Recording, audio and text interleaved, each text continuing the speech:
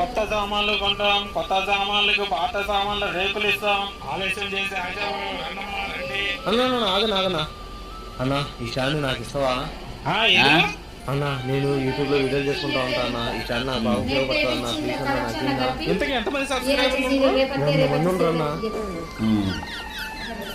పాపం ఫీల్ అయినట్టున్నారు. ఇదిగో తమ్ముడు తీసుకో.